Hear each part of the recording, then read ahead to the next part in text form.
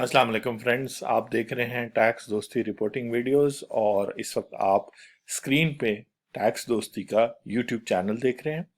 और इस YouTube channel में जो भी रीसेंट वीडियो होती है वो यहाँ अपलोड होती है। जो पॉपुलर वीडियोस हैं वो यहाँ पे आती हैं। उसके अलावा कुछ कैटेगरीज हैं।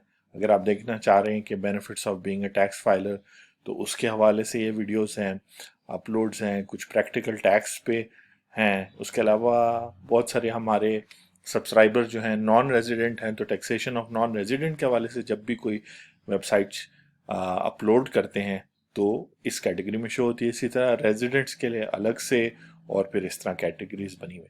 तो अभी हमने पिछले दिनों एक वेबसाइट अपना एक वीडियो अपलोड की, B Pakistan first startup billionaire या बी एन जो है ना बिकम एन इंटरनेट एंटरप्रेन्योर।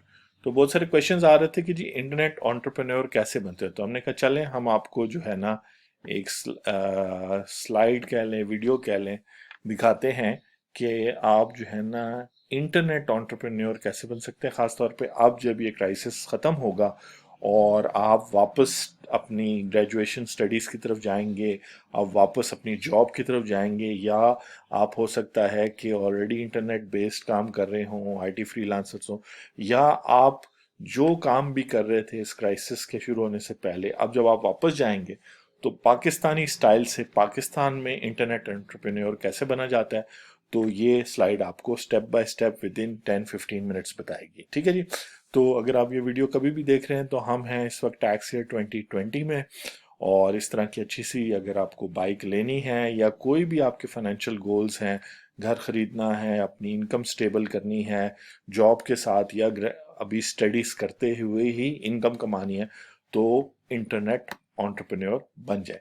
सबसे पहले जो है इंटरनेट एंटरप्रेन्योर कैसे बना जाता है, तो सबसे पहले आप अपनी बिजनेस इंडस्ट्री ढूंढते हैं।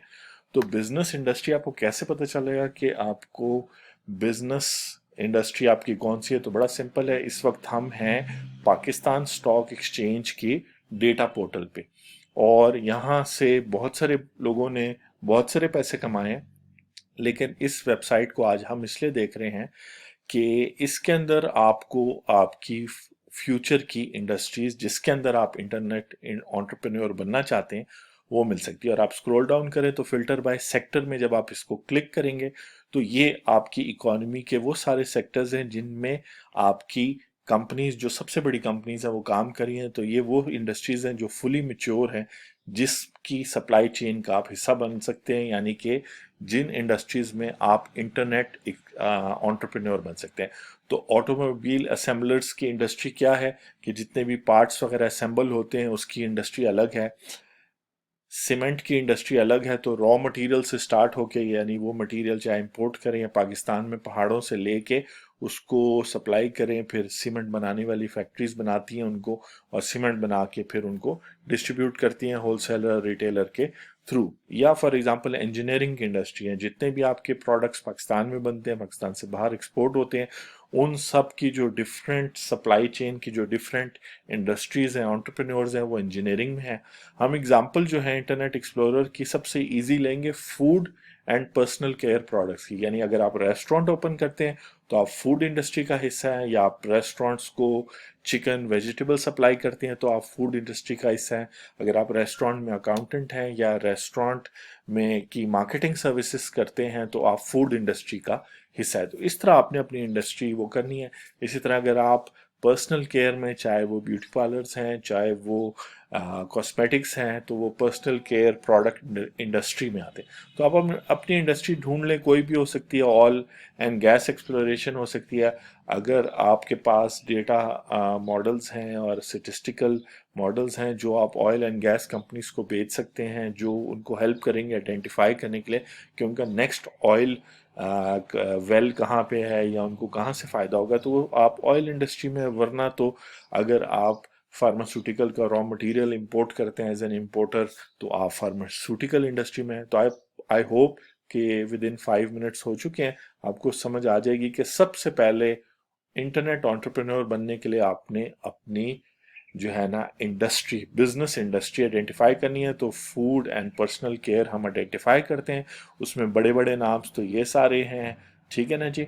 और फौजी फर्टिलाइज़र टाइप हैं और भी हैं, ये तो सब अब्रिविएशन है। लेकिन हम कहते हैं कि आप फूड एंड इंडस्ट्री, आपकी बिजनेस इंडस्ट्री होगी। वापस चलते हैं अपने स्लाइड पे। तो फूड हो गई। तो अब आप क्या करें, रेस्टोरेंट ओपन करें।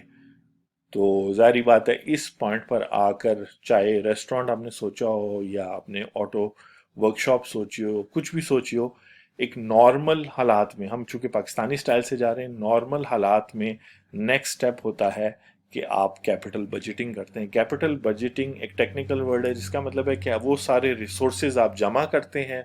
यानी रेस्टोरेंट खोलना है तो शेफ्स हो गए, फर्नीचर हो गया, रेंटेड या ओन्ड प्लेस हो गई, किचन हो गया, ये सब कुछ जमा करके आप रेस्टोरेंट शुरू करते हैं। लेकिन कैपिटल बजटिंग हम नहीं करेंगे, क्योंकि पाकिस्तान में सबसे ज़्यादा प्रॉब्लम सरमाया हासिल करने का है। ख़ास तौर पे अगर आप स्टूडेंट हैं, जॉब कर रहे हैं, मिडिल क्लास से बिलोंग करते हैं, या आपके आइडियाज़ बहुत अच्छे हैं लेकिन आपके पास हमेशा कैपिटल की कमी होगी, चाहे आप वेल ऑफ फैमिली से भी बिलोंग करते हैं। क्योंकि यंग लोगों को बैंक्स या फैमिली लोन या कोई भी अमाउंट कैपिटल देने के लिए तैयार नहीं होती। इसी तरह और एवेन्यूज़ भी जो दुनिया में और जगहों पे हैं, वो यंग लोगों को या लोग जो एंटरप्रेन्योर्स हैं उनको पाकिस्तान में पैसा नहीं देते। तो हम कैपिटल बजटिंग नहीं करेंगे। हम ऐसा नहीं करेंगे कि रेस्टोरेंट ओपन करने के लिए शेफ हायर करें, रेस्टोरेंट की जगह लें, हम जो है ना खाने का मेन्यू प्रिंट करवाएं। इन सारी चीज़ों के लिए आपके पास रिसोर्सेज नहीं है। तो इंटरनेट एक एंटरप्रेन्योर बनने का मतलब है कि फिर आप क्या स्टार्ट करें, फिर आप डेटा प्रोजेक्ट स्टार्ट करें। यानी आप फूड पैंडा बने, आप ईट मुबारक बने। ये वो स्टार्टअप्स हैं और वो इंटरनेट एंटरप्रेन्योर्स हैं जिन्होंने डेटा गैदर किया regarding restaurants, regarding food delivery services. आप जो है जिस इंडस्ट्री में भी जाना चाहते हैं, फूड की इंडस्ट्री में है, पर्सनल केयर की इंडस्ट्री में है, आप जो है ऑयल एंड गैस की इंडस्ट्री में जाना चाहते हैं, आप उस इंडस्ट्री का डेटा जमा करें। अब आप कहेंगे वो डेटा कहाँ से मिलेगा, तो अच्छा सवाल है। वो डेटा बेसिकली आपको इंटरनेट से लेके, आपकी अपनी रिसर्च से लेके, गवर्नमेंट के इदारों से, इन सारों जगहों से आपको वो डेटा मिलेगा। और उस डेटा को आप एक प्लेटफॉर्म की सूरत में, एक वेबसाइट की सूरत में, एक वर्डप्रेस के ब्लॉग की सूरत में, जिस सूरत में भी, या यूट्यूब चैनल की सूरत में भी उस डेटा को आप कलेक्ट करके सामने प्रेजेंट करेंगे, वो आपका डेटा प्रोजेक्ट होगा। तो अगर आपने जो है रेस्टोरेंट ओपन करना है, तो रेस्टोरेंट ओपन करने से पहले और कोई भी कैपिटल जमा करने से पहले आप एक वेबसाइट बना के उस पर मेन्यू बनाएंगे। उस मेन्यू पर जब लोग ऑर्डर करेंगे तो वो ऑर्डर जो है आप किसी और रेस्टोरेंट से लेके उनका ऑर्डर पूरा करेंगे। तो ये एक इंटरनेट एंटरप्रेन्योर की निशानी है कि वो स्टार्ट करता है डेटा कलेक्शन से, डेटा प्रोजेक्ट शुरू करता है, उस डेटा को कलेक्ट करता है, या तो एक मेन्यू बनाया, या फिर आप जिस एरिया में रह रहे हैं उस एरिया के लोगों के बारे में डेटा कलेक्ट किया, या चीज़ों या पार्क्स के बारे में जब डेटा कलेक्ट किया, या गाड़ियों के बारे में डेटा कलेक्ट किया, जैसे पार्क व्हील्स है, या प्रॉपर्टी जैसे ज़मीन.com है। तो आप देख सकते हैं कि इंटरनेट एंटरप्रेन्योर वो है जिसका स्टार्टिंग पॉइंट ही डेटा प्रोजेक्ट है, डेटा कलेक्शन है।